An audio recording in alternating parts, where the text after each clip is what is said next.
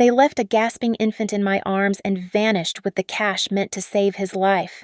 15 years later, I have turned that dying boy into a champion and built an empire on the ashes they left behind. Now that they have returned with empty pockets and fake smiles to claim what is mine, they do not realize I am not opening the door to welcome them home. I am opening the lid to their coffins. My name is Elena. At 39 years old, I stood at the center of my own universe, the owner of the Obsidian Lounge, the most exclusive dining establishment in Chicago.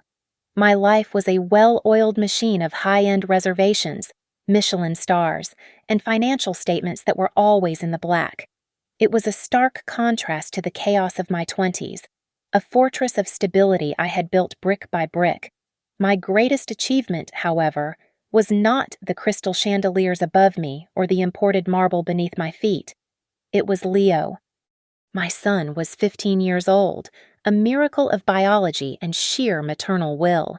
The doctors in Switzerland, the ones Rachel had claimed to consult, had said he was a dying infant with a failing heart. They were wrong. Today, Leo was a competitive swimmer with the lung capacity of a pearl diver and a piano prodigy whose fingers moved across the keys like water. He was vibrant, healthy, and entirely mine.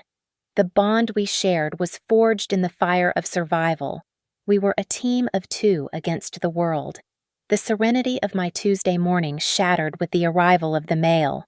My assistant placed a heavy, cream-colored envelope on my mahogany desk. "It was sent certified," she said softly. "Do you want me to file it?" I picked it up. The return address was a law firm I did not recognize, but the handwriting on the personal envelope inside stopped my heart. It was a looping, ornate script that I had not seen in 15 years. A cold shiver, sharp and violent, ran down my spine. It was the handwriting of a ghost. I walked to the floor-to-ceiling window overlooking the street, drawn by a terrible intuition. A car had just pulled up to the valet stand. It was a luxury sedan, a model that would have been impressive a decade ago, but now looked tired and rusted around the wheel wells. It was covered in a layer of grime that suggested a cross-country drive. The passenger door opened, and a woman stepped out. She smoothed down a designer dress that was 2 sizes too small and hopelessly out of season. It was Rachel. She looked older, her face lined with the harsh geometry of bitterness, hidden poorly under layers of heavy foundation. From the driver's side emerged David.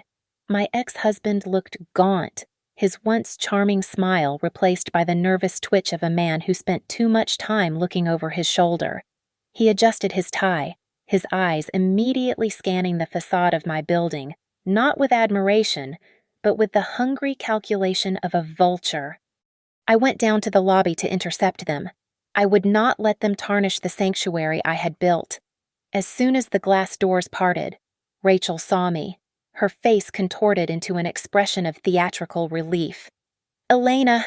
she cried out, her voice shrill. She rushed toward me, arms wide open, aiming for a tearful reunion hug. I stepped to the side with cold precision. Rachel stumbled forward, her arms embracing nothing but the cool air of the lobby. She caught herself on a velvet armchair, her fake smile faltering for a second before she pinned it back in place. I turned my gaze to David. He was not looking at me. He was looking at the gold leaf detailing on the walls. His eyes were shifting rapidly, assessing the value of everything in the room. "You look well." "Elena," David said, his voice raspy. "This place. It is quite something." "What are you doing here?" I asked, my voice flat. Rachel stepped closer, the scent of stale cigarettes and cheap perfume clinging to her expensive coat. She clasped her hands together, feigning a motherly anguish that made my stomach turn. "We have suffered so much, Elena," Rachel said, her voice trembling with a rehearsed sorrow. "We were lost, but now, we are finally back." I stared at her, feeling nothing but a glacial anger. "There is nothing for you here." Rachel straightened her back, dropping the act of the victim for just a moment to reveal the entitlement beneath. She looked me dead in the eye. "We are home," she declared, "and we want to see our son." The sight of them standing in my lobby did not just bring back memories. It ripped open a scar I had spent 15 years trying to heal. In an instant, the marble floors of my restaurant vanished, replaced by the faded beige carpet of the apartment I used to visit every day. I was 24 years old then, naive and blindingly trusting. I worshipped my older sister, Rachel, and I adored my husband, David. I believed we were a family unit, bound by love and blood. I was a fool. Back then, Leo was a tiny, fragile thing. He was always pale, his breathing shallow, a heartbreaking bundle of bones and skin. Rachel and David had told me he was born with a rare, degenerative heart condition. They claimed the only hope for his survival was an experimental surgery available exclusively at a private clinic in Zurich. The cost was astronomical. Without a second thought, I had sold my modest studio apartment, liquidated my small retirement fund, and drained every savings account I possessed. I handed them a check for over $200,000, believing I was buying life for my nephew. I remembered that fateful night clearly. Rachel had come to my temporary rental, tears streaming down her face, clutching a plane ticket. "The doctors say we have to go now." She had sobbed, her hands shaking as she held mine. "David and I have to fly out tonight to sign the admission papers, or they won't reserve the operating theater. Can you keep Leo for just one night? We will send for him in the morning with the medical transport." "Of course," I had said, hugging her tight. "Go. Save him." I spent that night holding the baby, rocking him as he wheezed, whispering promises that he would get better. When morning came, no medical transport arrived. I called their phones, straight to voicemail. A sinking feeling, heavy as lead, settled in my stomach. I drove to their luxury apartment, the key they gave me sweating in my palm. The apartment was silent. It was a terrifying, absolute silence. The furniture was there, but the personal touches, the photos, the jewelry boxes, the expensive gadgets were gone. I ran to the nursery. Leo was lying in his crib, wearing a soiled diaper, staring up at the ceiling with dull eyes. He was not crying. He was too weak to cry. Taped to the rail of the crib was a single sheet of paper. I read the note, and the world collapsed around me. "He is not going to make it." The note read in Rachel's handwriting, "We cannot bear to watch him die. It is too much pain for a mother to handle. Do not look for us. We need to heal." I scrambled to the bank, only to find that the Joint Family Trust Fund, which I had foolishly granted David access to for emergency medical expenses, had been drained to zero. They had taken everything. But the true horror came 2 hours later at the emergency room. I stood by the metal railing of the hospital bed as the doctor examined the baby I thought was dying of heart failure. "Ms. Elena," the doctor said, looking at me with grave concern. "Who told you this child has a heart condition?" "My sister." "His parents," I stammered. "They said he needs surgery in Switzerland." The doctor shook his head slowly. "This baby has a perfectly healthy heart. He is suffering from severe malnutrition and neglect. He has not been fed properly in months. That is why he is so weak. That is why he is fading." The room spun. They had starved their own son to make him look sick. They had tortured an infant to sell a lie, just to steal my money and run away to a life of luxury. I went to the police, screaming for justice. The detective looked at me with pity, but closed the folder on his desk. "They are in a country with no extradition treaty with the United States," he said softly. "Unless they come back voluntarily, there is nothing we can do." I walked out of the station into the cold rain, holding the bundle of blankets tight against my chest. I looked down at Leo, who was finally sleeping peacefully after his first full meal in who knows how long. The grief in my heart calcified into something harder, something colder. "They think you are dead," I whispered to the sleeping boy, my voice trembling with rage. "They think you are trash to be thrown away, but I will make you a king, And when they come back, I will make them wish they had never been born. Please, come into my office where we can talk in private, I said, gesturing toward the heavy oak doors at the end of the hall.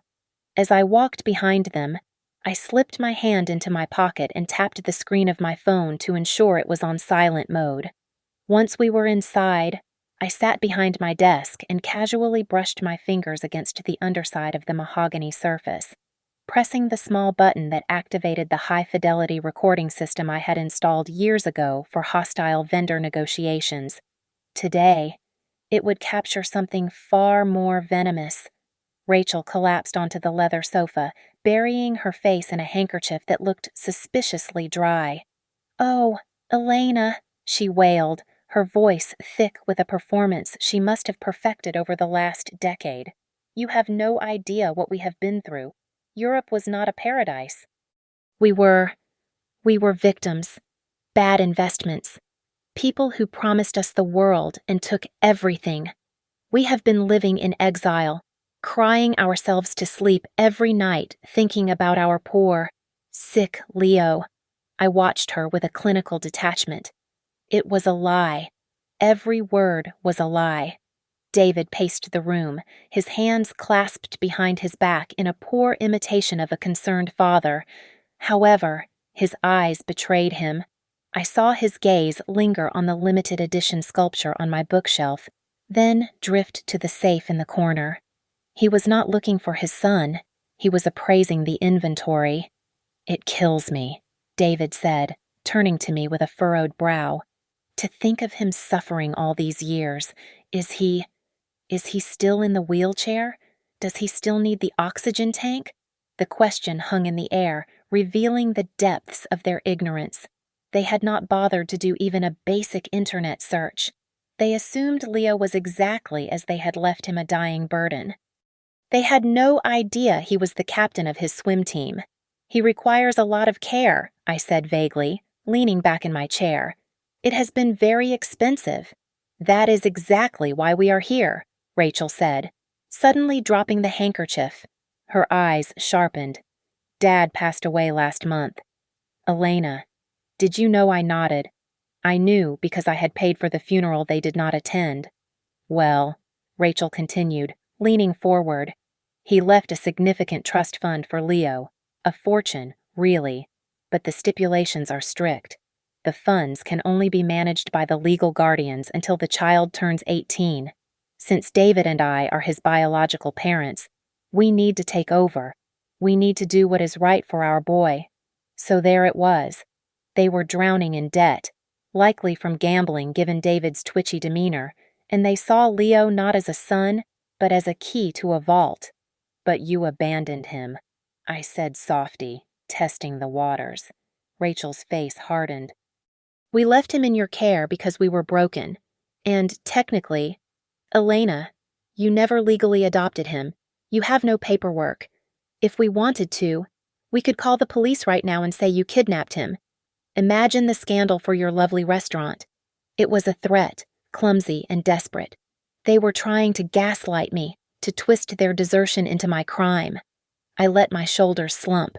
I widened my eyes, injecting a tremor of fear into my voice. "Please, I do not want any trouble," I stammered, looking down at my hands. "I cannot go to jail. I have worked so hard for this place." David smirked. He exchanged a glance with Rachel, a look of pure triumph. They thought I was weak. They thought I was the same pushover sister who gave them her life savings 15 years ago. "We do not want to ruin you, Elena," David said, his voice dripping with fake benevolence. "We just want our son back, and the control of his assets. Of course, it is for his own good." "Okay," I whispered. "Okay, you win, but give me a few days to prepare him. He is very fragile." "Make it fast," Rachel snapped. "This Saturday." I proposed. "We are hosting a large charity gala here at the restaurant. It will be crowded, which might make Leo feel safer meeting you. I will have my lawyer draft the transfer of guardianship papers. You can sign them after the party." Rachel stood up, smoothing her dress. Saturday then. And Elena. Do not try anything stupid. We are his parents. The law is on our side. I understand, I said. They walked out of my office with their heads held high, strutting like conquerors. I watched the door close, the silence rushing back into the room. I reached under the desk and stopped the recording. They thought they had bullied me into submission. They thought they were walking away with a winning lottery ticket. They had no idea they had just RSVP'd to their own execution. The moment the elevator doors slid shut, sealing my office from their toxic presence, I picked up my phone. My hands were not shaking. I dialed the number of Mr. Vance, the private investigator I had kept on a retainer for the last 10 years. He answered on the second ring. I know you are calling. Elena, Vance said, his voice gravelly. I got the alert that they crossed state lines yesterday.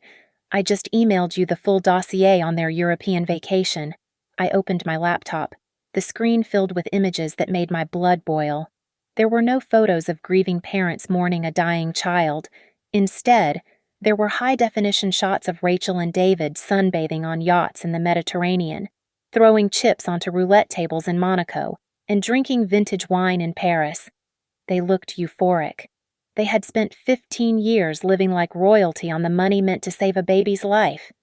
They look happy, I said, my voice dripping with acid. They were, Vance replied. Until the money ran out 6 months ago. David has racked up gambling debts in 3 different countries.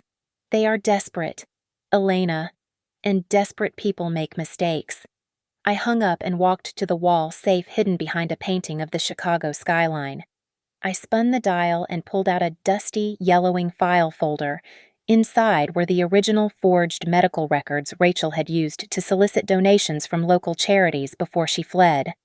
I ran my fingers over the fake doctor's signature. This was the first nail in their coffin. Next, I called my personal attorney. I need you to draft a transfer of guardianship agreement.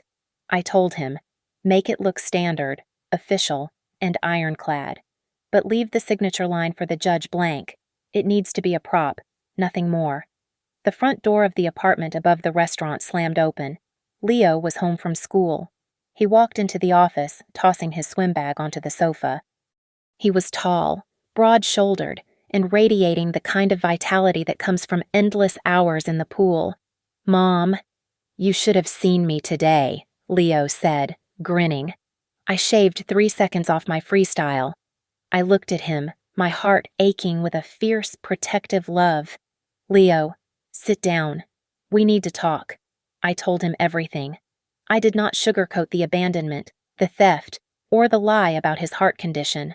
I told him they were downstairs just an hour ago, demanding to take him back because they saw him as a paycheck. I expected tears. I expected confusion. Instead, Leo's expression darkened, his jaw tightened, and his eyes, usually so warm, turned into shards of ice. They are not my parents, Leo said, his voice low and dangerous. You are my mother. They left me to die in a crib so they could go on a holiday. And now they think they can just walk back in. They want the inheritance from your grandfather, I explained. They need to prove they are caring parents to get it. Leo stood up and walked to the window, looking out at the city. Do you want me to kick them out? I can handle it. No, I said, standing beside him. I want to destroy them, but I need your help. They think you are a sick invalid boy. Can you play the part one last time? Leo looked at me, and a slow, sharp smile spread across his face. It was not a nice smile. I can be whatever you need me to be. I will be so pathetic they will drool over the money. With Leo on board, the stage was set. Over the next 48 hours, I transformed the main stage of the Obsidian Lounge. I had my tech team install microscopic cameras and high-sensitivity microphones in the floral arrangements and the centerpieces. Nothing would be missed. I sent out special, discreet invitations. I invited the old pediatrician whose name they had forged. I invited a representative from the Gambling Commission. I tracked down a loan shark's enforcer who had been looking for David and sent him a VIP pass. Finally, I contacted a friend in the financial crimes division of the police force. Just as I was finalizing the guest list, my phone buzzed. It was Vance again. Elena. I found something else in their trash from the hotel. Vance said, receipts for prenatal vitamins, and an appointment confirmation for an obstetrics clinic. I froze. She is pregnant, I asked, disgusted. 4 months, Vance confirmed. It looks like they realized Leo turns 18 in 3 years, and they need a new sympathy prop to keep the scams going after he ages out. The phone almost cracked in my grip. They were not just here to exploit Leo, they were planning to do it all over again to another innocent child. Thank you, Vance, I said, my voice trembling with a deadly calm. That was the last piece of ammunition I needed. I had given them a platinum credit card for necessities, a digital leash that allowed me to track their every movement. I sat in my office, watching the transaction alerts scroll across my computer screen like a ticker tape of their moral bankruptcy. They were staying at the presidential suite of the Ritz-Carlton. Within 3 hours, they had spent $12,000. They were not buying medical equipment for the sick child they claimed to miss so dearly. They were at the most expensive boutiques on the Magnificent Mile. The notifications pinged one after another. Gucci, Prada, a jeweler known for custom diamond watches. They were dressing themselves up like royalty for the slaughter. I could imagine them in the dressing rooms, squeezing their soft, lazy bodies into sequined gowns and velvet tuxedos, preening in the mirror, convinced they had fooled the naive little sister once again. While they shopped, I finalized the menu for the gala with my head chef. It was a private joke, a culinary middle finger that only I would understand until the trap sprung. For the appetizer, I said, pointing to the draft menu, we will serve the Zurich illusion. It should be a hollow puff pastry, beautiful on the outside, completely empty on the inside. And the main course the chef asked, pin hovering, heart of stone, I said, a cold smile touching my lips. Make it rare. Bloody. My phone rang. It was Rachel. Elena. She barked, her voice echoing as if she were in a large, tiled bathroom. About the money. David and I have found a specialist in Boston who can see Leo, but we need to fly him out immediately after the party. I need you to have a cashier's check ready for $50,000. We cannot wait for bank transfers. $50,000, I asked, injecting a tremor of hesitation into my voice. That is a lot of money to pull together by Saturday. Do you want him to die? Rachel snapped, the venom instant and practiced. God, Elena, you are so selfish. You always have been. Just have the check ready. I am sorry. I whimpered into the receiver. I will do it. Please do not be mad. I just want Leo to get better. Good, she said, and the line went dead. I placed the phone down. The check would be ready, but it would not be made out to her. Downstairs, the restaurant was closed for rehearsal. Leo sat at the grand Steinway piano in the center of the room. He was not playing a soft, welcoming melody. He was practicing Suggestion Diabolique by Prokofiev. It was a piece of music that sounded like a storm, like a judgment, full of dissonant chords and aggressive energy, harder on the bass notes. I called out from the shadows, I want them to feel it in their chests. Leo nodded, his fingers crashing down on the keys with a power that shook the floorboards. He was ready. As the invitations arrived in mailboxes across Chicago, the guest list grew to include the city's most predatory journalists and news anchors. I wanted the cameras rolling. I wanted their downfall to be broadcast in high definition. Thursday afternoon, my security team intercepted a disturbance at Leo's private school. David had tried to pick Leo up early, claiming a family emergency. He was very insistent. The head of security told me over the phone. He grabbed the boy's arm. Leo played it perfectly. Though, he acted terrified and started coughing like he couldn't breathe. We had to physically remove the father from the grounds. Did he say anything I asked? He screamed that he owned the boy. The guard replied. He said his son was a gold mine. I thanked him and hung up. The air in the city felt heavy. charged with the static electricity of an approaching thunderstorm. Every hour that ticked by was a step closer to the end. I felt a cold, vibrating excitement in my veins, a high that no drug could replicate. On the night before the party, I stood alone in my dressing room. The house was silent. I looked at my reflection in the tall, gilded mirror. For 15 years, I had worn the mask of the grieving aunt, the hard-working survivor, the polite businesswoman. I reached up and touched the glass. "You are done," I whispered to the woman in the mirror. My eyes, usually warm and inviting for my customers, were hard as diamonds. The fear was gone. The sadness was gone. There was only the clean, white-hot heat of hatred. Rachel and David were sleeping in silk sheets tonight, dreaming of millions. They did not know that tomorrow I would not just strip them of their dignity, I would flay them alive in front of the whole world. The Obsidian Lounge was a kaleidoscope of diamonds, silk, and hypocrisy. I had spared no expense for the evening. Towering arrangements of white lilies, the flower of funerals and innocence, loomed over the tables, their scent heavy and cloying in the warm air. The room was packed with the elite of Chicago politicians, tech moguls, and the vultures of the press, all sipping vintage champagne and waiting for a show. Rachel and David made their entrance like conquering heroes returning from a war they never fought. Rachel wore a blood-red gown that clung to her figure, bought yesterday with my credit card for $6,000. David was in a bespoke tuxedo, adjusting his cuffs with the arrogance of a man who believed the world owed him a living. They did not look like parents who had abandoned a dying child. They looked like royalty who had been temporarily inconvenienced. They worked the room with the precision of seasoned con artists. I watched from the shadows of the bar as Rachel grabbed the hands of a prominent city councilwoman, her eyes glistening with summoned tears. "It has been 15 years of hell," Rachel sobbed, her voice perfectly pitched to carry over the ambient jazz. "We wanted to come back. We really did. But Elena," she cut us off. "She told us Leo was too sick to be moved, that we would only make it worse.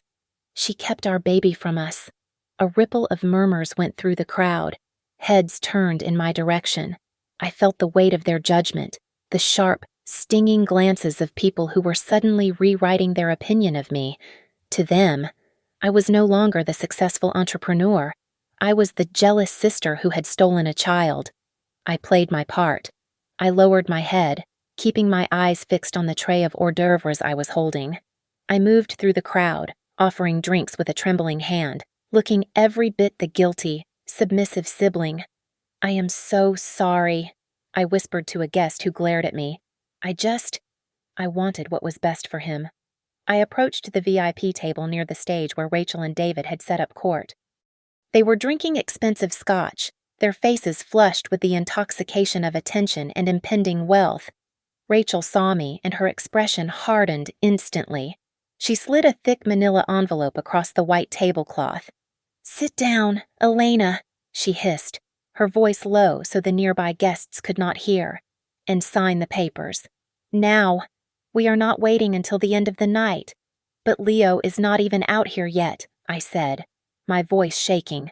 "Don't you want to see him first?" "We know what he looks like," David sneered, taking a large gulp of his drink. "He is a cripple in a chair. Just sign the damn transfer of guardianship so we can take him and get out of here. This party is exhausting. Please," I begged, clutching my hands together. "He has been so excited to meet you. He prepared a welcome gift, a song. He wants to play the piano for you." David laughed, a short, cruel sound that was swallowed by the noise of the room. He leaned in close to Rachel, whispering loud enough for me to hear. "A song.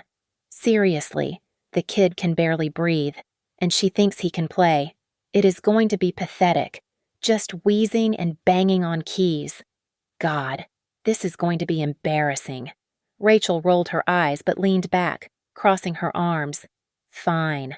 Let the cripple play his little song. But the second he stops, you sign. Do you understand me, Elena? Or I swear to God, I will scream kidnapping so loud the police will be here in 2 minutes. I understand, I said softly. I stood up and signaled to the lighting booth. In a heartbeat, the chandeliers dimmed. The chatter in the room died down, replaced by a confused silence. The ambient jazz cut off abruptly. The room was plunged into total darkness, heavy and suffocating. Then, a single brilliant beam of white light cut through the blackness. It struck the center of the stage, illuminating the magnificent grand piano standing there like a black beast waiting to wake up. From the wings of the stage, a figure emerged into the harsh white spotlight. It was not a nurse pushing a wheelchair. It was not a pale skeleton of a boy gasping for air from an oxygen tank. It was Leo. He stood 6 feet tall, his shoulders broad and powerful under a bespoke midnight blue tuxedo. He walked to the center of the stage with the confident, athletic stride of a champion swimmer. His hair was thick and dark, his skin glowing with health, and his eyes were sharp, scanning the crowd until they locked onto the VIP table.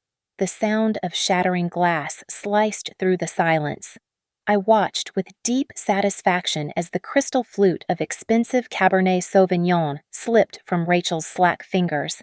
It hit the floor, exploding into shards and splashing a dark, blood-red stain across the pristine white carpet and the hem of her gown. David was frozen, his mouth hanging open in a grotesque display of shock. He looked as if he were seeing a ghost, or perhaps a monster he had created. Leo did not acknowledge them. He sat at the piano bench, adjusted his cuffs, and let his hands hover over the keys for a fraction of a second. Then, he struck. The first chord was not a melody. It was a declaration of war. It thundered through the sound system, vibrating in the chests of every guest in the room. Leo played with a ferocity that was almost frightening. His fingers flew across the ivory keys, channeling 15 years of abandonment and anger into a symphony of judgment. It was flawless, powerful, and utterly commanding. There was no trace of the dying infant they had sold for a vacation. There was only a prodigy. When the final dissonant note rang out, Leo stood up. He did not bow. He walked to the microphone stand and pulled it off the clip. His voice, deep and steady, echoed through the stunned banquet hall. "This piece is dedicated to the only mother I have," Leo said, his voice booming as he pointed a steady finger directly at me. Standing in the shadows, the woman who saved me from the grave and gave me a life. The silence that followed was absolute, until Rachel scrambled out of her chair, knocking it over with a loud crash. "Leo," she screamed, her voice cracking with hysteria. "Leo, baby, it is me. It is Mommy, your real mother. She has brainwashed you." She stumbled toward the stage, her arms outstretched, tears streaming down her face that looked terrified rather than touched. Leo looked down at her. He did not flinch. He did not step back. He looked at her with the cold curiosity of a scientist examining a bug. "I do not have a real mother who leaves her son to die in a crib so she can go to Europe," Leo said into the microphone. His tone was not angry. It was icy, devoid of any warmth. "I do not have a father who steals the money meant for my heart surgery to play roulette." David snapped out of his trance. His face turned a violent shade of purple. He lunged toward the stage, his fists clenched. "You ungrateful brat," David roared, spit flying from his lips. "I am your father. I have rights. You belong to me." He made it 2 steps before my head of security, a man the size of a mountain, stepped out from behind a pillar. He grabbed David by the shoulder and pinned his arm behind his back with effortless ease. David howled in pain, thrashing against the restraint. "Let go of me," David shouted, looking around at the crowd for support. "This is kidnapping. That woman stole my son. I have rights." I stepped out of the shadows then. I walked up the stairs to the stage, the heels of my shoes clicking rhythmically against the wood. I stood next to Leo, placing a hand on his shoulder. We stood as a united front, looking down at the two people who had tried to destroy us. I took the microphone from Leo. "You want rights?" I asked, my voice calm, amplified to fill every corner of the room. "You want the world to know you are his parents." "Fine. You want the world to know you are his parents." "Fine. Let us show them exactly what you did with those rights 15 years ago." I raised a remote control and pressed the button. Behind us, the massive projection screen that spanned the entire back wall of the stage flickered to life. The room went dark again, save for the glow of the screen, which became a window into a nightmare. The first image was grainy, taken with a disposable camera 15 years ago. But the horror was high definition. It showed Leo in his crib, a tiny, skeletal figure with ribs pressing against translucent skin, alone in an empty apartment. Next to his head lay the handwritten note Rachel had left behind.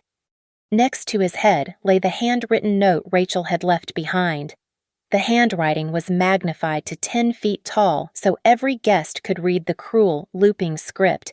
"He will not make it. Do not find us." A collective gasp sucked the air out of the room. It sounded like a physical blow. The screen shifted. Now it displayed a series of bank statements. A red laser pointer, which I controlled from the podium, traced the flow of money. "Here is the withdrawal of $200,000 from the Family Emergency Fund." I narrated, my voice cold and clinical. It was labeled Emergency Surgery, Zurich. And here, 3 days later, is where that money actually went.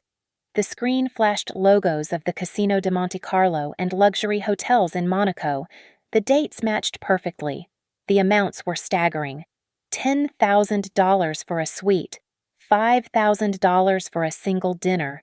"They did not buy a pacemaker," I said, looking down at Rachel, who was shaking her head violently.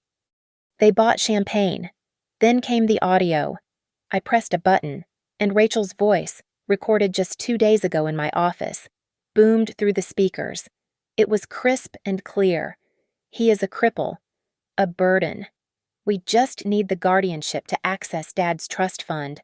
Once we have the money, we can put him in a home or something." The reaction in the room was visceral. The guests, who moments ago were drinking wine and chatting, recoiled. Women covered their mouths.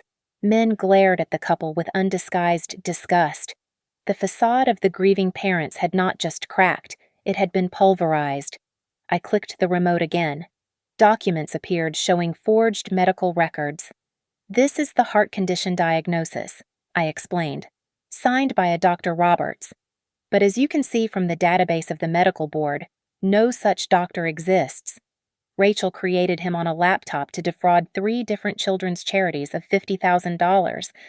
David, realizing the ship was sinking and he was chained to the anchor, turned on his wife.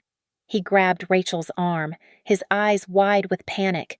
It was her. David screamed, pointing a shaking finger at Rachel. I told her we should go back. She forced me, she said. She said the baby was already dead. I am a victim here. Rachel shrieked and clawed at his face. You liar. You gambled it all away. You begged me to forge those papers. It was a pathetic, grotesque display of rats eating each other. My lawyer, Mr. Henderson, stepped out from the side of the stage. He held a leather portfolio. He adjusted his glasses and spoke into the microphone Leo held out for him. Actually, Mr. Henderson said, his voice dry and authoritative. The will of Mr. Sterling was updated 2 weeks before his death. He was fully aware of your abandonment. Elena is the sole guardian. Furthermore, there is a specific clause if either Rachel or David attempts to contact the child. The entire estate is frozen and donated to the state. Rachel froze. Her face went slack. She looked around the room, realizing she had not just lost the money. She had lost her reputation, her freedom, and her last escape route. And one last thing, I said, stepping forward. We ran a background check on David. The screen changed one final time. It showed a mugshot of David from a different state, looking younger but equally smarmy. "This is Robert Miller," I announced, "wanted in Nevada for a Ponzi scheme involving senior citizens' pensions. He has been hiding under the name David for 20 years. The heavy double doors at the back of the room burst open. 2 police officers marched in, their hands resting on their belts. The sound of their heavy boots on the floor was the only sound in the room. Rachel looked at me, and for the first time, I saw true terror in her eyes. "Elena," she whimpered, "please." I just smiled. It was the same smile I used when I closed a business deal. "Goodbye, sister," I said. Rachel realized there was nowhere left to run. The heavy double doors were blocked by the officers, and the evidence of her crimes was glowing 50 feet high behind her. In a final, desperate act of self-preservation, she threw herself onto the floor at Leo's feet. She grabbed the hem of his trousers, her knuckles white, her face a mask of ruined mascara and terror. "Leo, please," Rachel shrieked, her voice cracking. "I am your mother. You cannot let them take me. I did it for us. I made a mistake, but I love you. Look at me. Baby, please look at me." The room held its breath. For a second, the image was almost biblical, the weeping mother and the judging son. But Leo did not look down with pity. He looked down with revulsion. He took a deliberate step back, pulling his leg away from her grasping hands as if she were something contagious. "You killed your son 15 years ago," Leo said, his voice flat and final. "You left him to die in a dirty crib. I am not him. I am Elena's son." Across the room, David saw his wife collapse and realized the walls were closing in. He did not rush to help her. Instead, he bolted. He shoved a waiter aside, sending a tray of champagne flutes crashing to the floor, and sprinted toward the swinging doors of the kitchen. He did not make it far. My head chef, a man who had once played linebacker for a semi-professional football team, stepped into the doorway. He crossed his massive arms over his chest. David skidded to a halt, looking frantically between the chef and the approaching police officers. "Going somewhere?" the chef asked. The officers caught him by the elbows, spinning him around and slamming him against the wall. The sound of handcuffs ratcheting shut was sharp and satisfying. "Robert Miller, also known as David Vance," the senior officer announced, his voice carrying over the murmurs of the crowd. "You are under arrest for multiple counts of wire fraud, identity theft, and grand larceny. Rachel Sterling, you are under arrest for child abandonment, insurance fraud, and violation of your previous probation." Rachel was hauled to her feet by the second officer. The realization that her life was over snapped the last thread of her sanity. She stopped crying and started screaming. She twisted her body, lunging toward me with a face contorted by pure, animalistic hate. "You bitch," Rachel screamed, spitting on the floor. "You planned this. You jealous, barren witch. You stole my husband. You stole my son because you could never have one of your own. You thief. You stole my life." The guests gasped, recoiling from the sheer ugliness of her words. I stood perfectly still on the stage, looking down at her. I did not raise my voice. I did not need to. I had the microphone, and I had the truth. I was not robbed. "Rachel," I said, my voice calm, echoing through the hall. "You did not lose anything. You threw your husband and your child into the garbage so you could chase a fantasy. I just happened to be the one who picked them out of the trash and polished them until they shined." David, pinned against the wall, stopped struggling. He turned his head to look at me. The arrogance was gone, replaced by a hollow, terrifying realization of what he had thrown away. He looked at the luxury around him, at the handsome, talented son he had abandoned, and then at me. His eyes were filled with hate, yes, but also a profound, trembling fear. He knew he was going to die in a cage. From the back of the room, a single person started clapping, then another.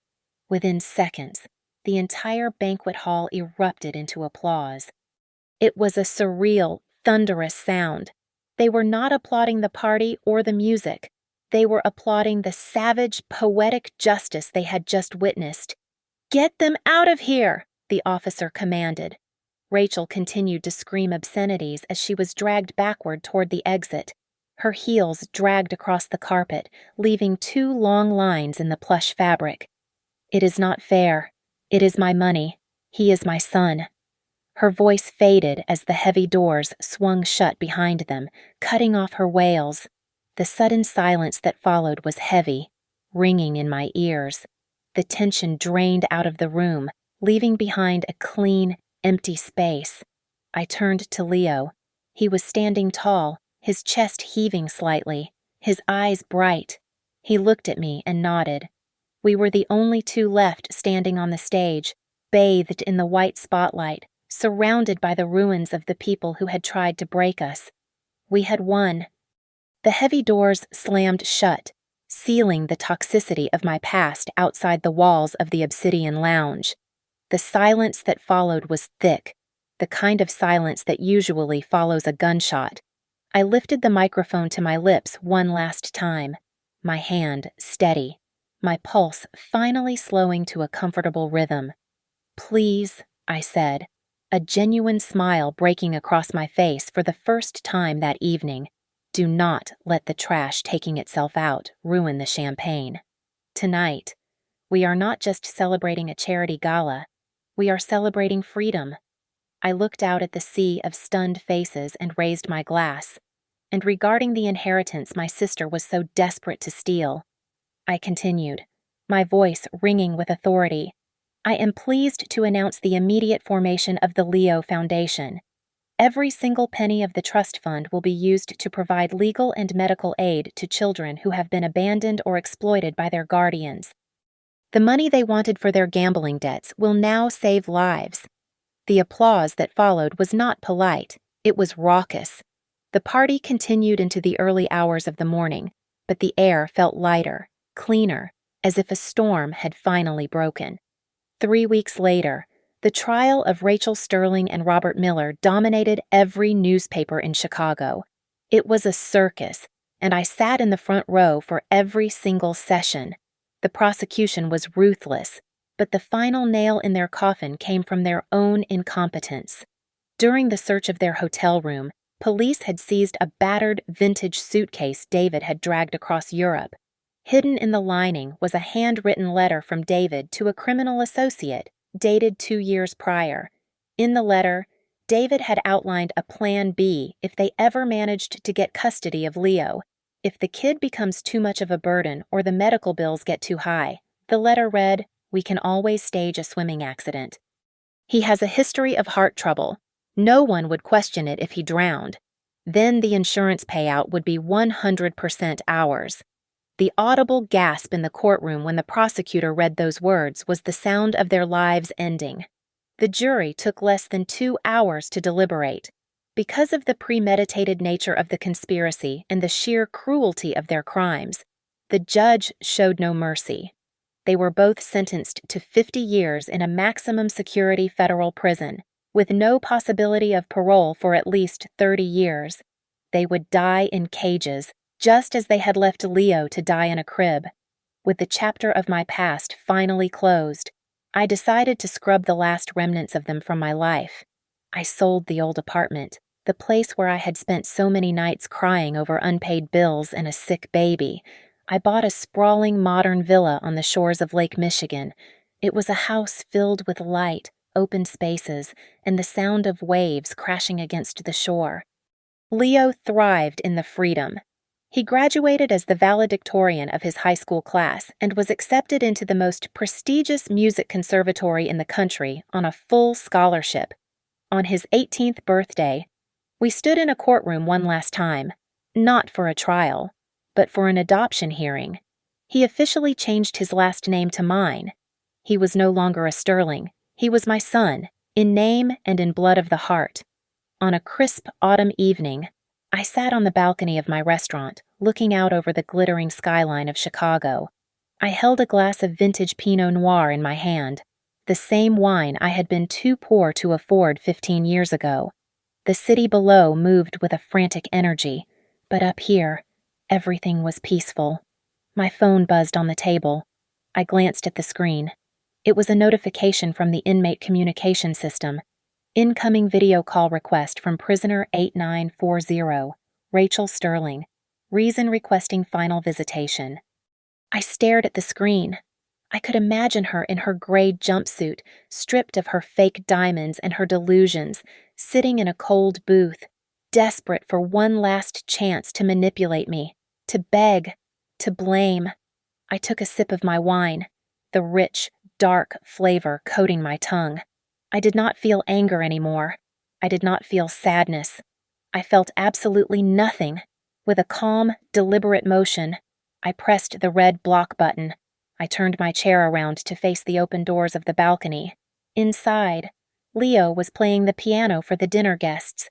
The melody was light, joyful, and full of life.